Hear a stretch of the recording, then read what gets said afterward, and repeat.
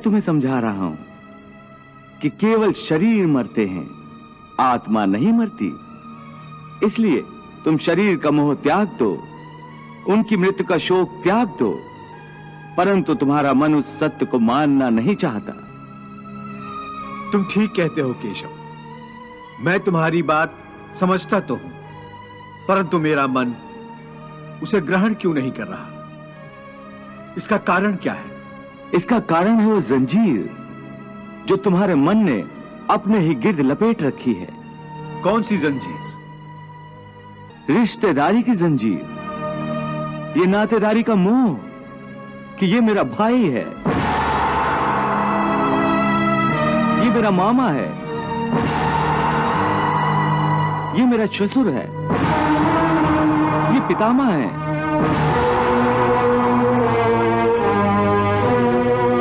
तुम ठीक कहते हो कि रिश्ते नातों की जंजीरों ने मुझे चारों तरफ से जकड़ रखा है, परंतु मैं इस जंजीर को कैसे तोड़ दूं?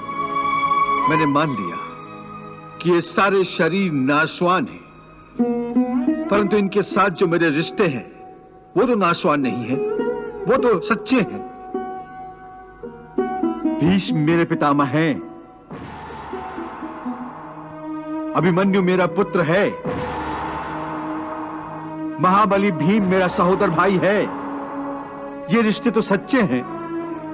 भले इन सब के शरीर मर जाएंगे, परंतु इन सब के साथ जो मेरे रिश्ते हैं वो तो नहीं मरेंगे। जैसे आज मेरे पिता महाराज पांडु का शरीर नहीं है, परंतु मेरे पिता आज भी महाराज पांडु हैं। पिता पुत्र का तो वो पवित्र रिश्ता समाप्त नहीं हुआ। इन रिश्तों की पवित्रता पर मैं कैसे प्रहार करूं? शरीर को भूल जाओ, परंतु अपने दादा के रिश्ते पर तीर कैसे चलाऊं? अपने भाई के नाते पर तलवार कैसे उठाऊं? अर्जुन, ये रिश्ते, ये नाते सब इस जन्म के हैं। इस जन्म से पहले या इस जन्म के पश्चात इन रिश्तों का कोई अस्तित्व नहीं रहता। ये काका, मामा, भाई, पुत्र, पितामह पिछले जन्म में कहां थे? तुम्हारे क्या लगते थे? और अगले जन्म में ये क्या होंगे, कहां होंगे? इसका उत्तर है तुम्हारे पास? नहीं केशव। इसीलिए कहता हूं कि जब शरीर नाशवान है तो ये रिश्ते भी नाशवान हैं,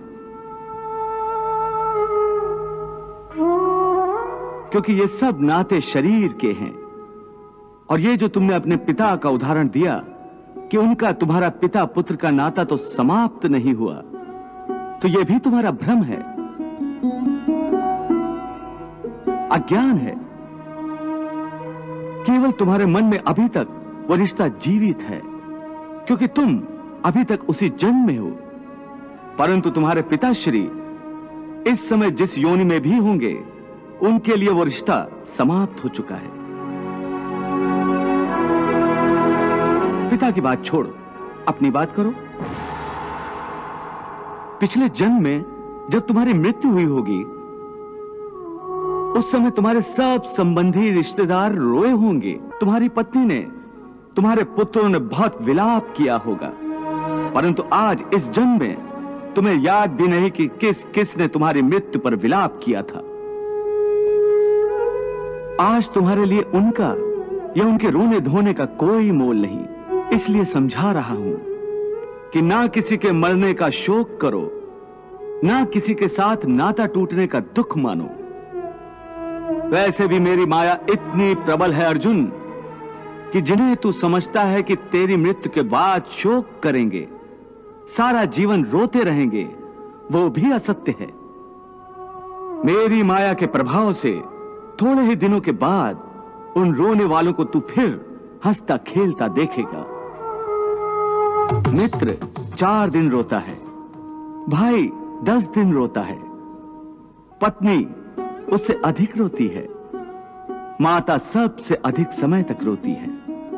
परंतु सबके आंसू धीरे धीरे सूख जाते हैं और उन आंखों में फिर से नए नए सपनों की रोशनी चमकने लगती है।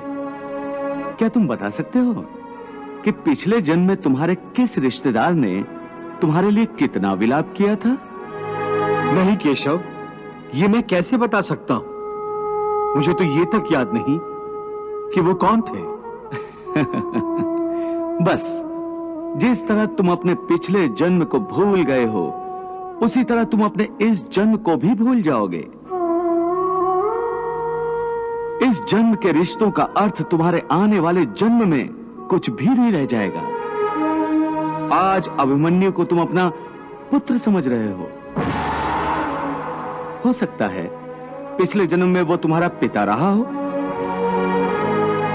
या आने वाले जन्म में तुम्हारा महाशत्रु बन जाए। आज तुम जिनको अपना रिश्तेदार समझ रहे हो, जिन्हें आदरणीय समझ रहे हो, और इसी कारण उनकी हत्या करने से संकोच कर रहे हो सकता है उन्हीं में से किसी ने तुम्हारे किसी पिछले जन्म में तुम्हारी हत्या की हो, या तुम्हें अगले जन्म में उनकी हत्या कर दो। हे अर्जुन, ये रिश्ते शरीर के जन्म के साथ पैदा होते हैं और शरीर की मृत्यु के साथ मर जाते हैं। इसलिए इन रिश्ते नातों के चक्रव्यूह से बाहर आ जाओ। आत्मा अमर है, इस अमर सत्य को पहचानो। रिश्ते तो बदलते रहते हैं। हे अर्जुन, इसलिए तुम्हें न रिश्तों से मोह करना चाहिए, न रिश्तों के टूटने का शोक करना चाहिए। यही सांख्य योग का ज्ञान है कि मनुष्य को एक सन्यासी की भांति सोचना चाहिए कि ये सब रिश्ते नाते मोह को उत्पन्न करते हैं, और मोह इन रिश्तों को इतनी जोर से पकड़ लेता है जैसे एक लोभी पुरुष नदी में डूबते हुए भी धन की गठरी को नहीं छोड़ता।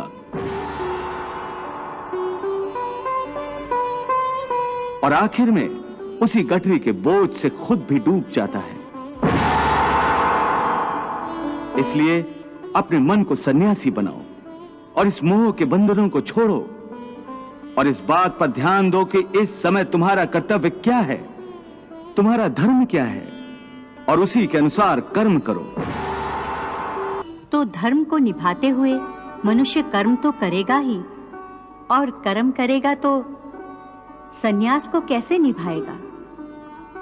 देवी, यदि आप समझती हैं कि सन्यासी होने के बाद कर्म छूट जाता है, तो आपने भगवान श्री कृष्ण के उपदेश को समझा ही नहीं। हाँ प्रभु, बात स्पष्ट रूप से मेरी समझ में नहीं आ रही है, इसीलिए मैं आपसे समझना चाहती हूँ। देवी, ऐसा नहीं है जैसा आप समझ रही हैं।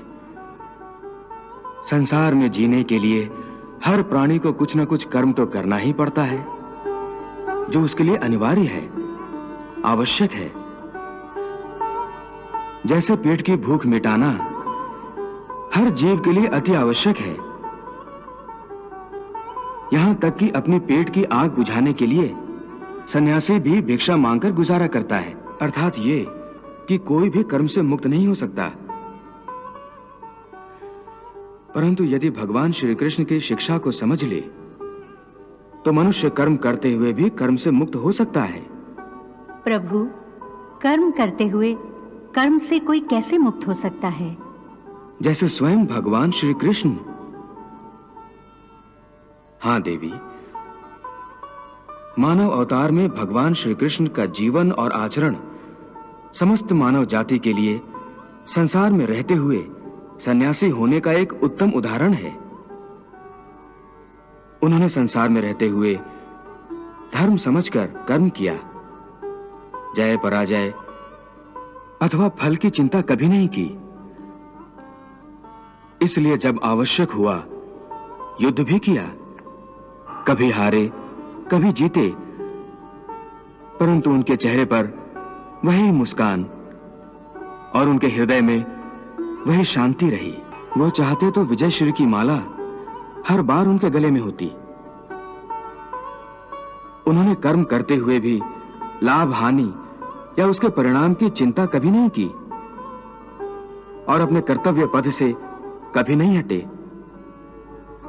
संसारी रिश्ते से कंस उनका मामा था, परंतु धर्म की रक्षा के लिए उन्होंने उसका संहार करने से भी मुंह नहीं मोड़ा।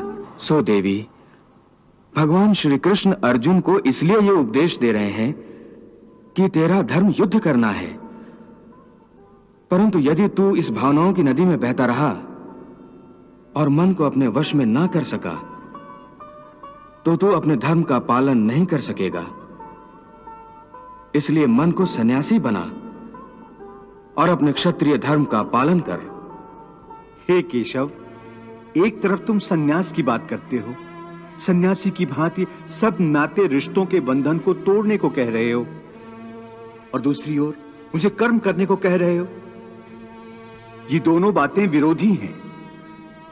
तुम जानते हो कि मनुष्य जब कोई कर्म करता है तो उस कर्म का कोई कारण होता है, कोई प्रेरक होता है जिसकी प्रेरणा से मनुष्य कर्म करता है।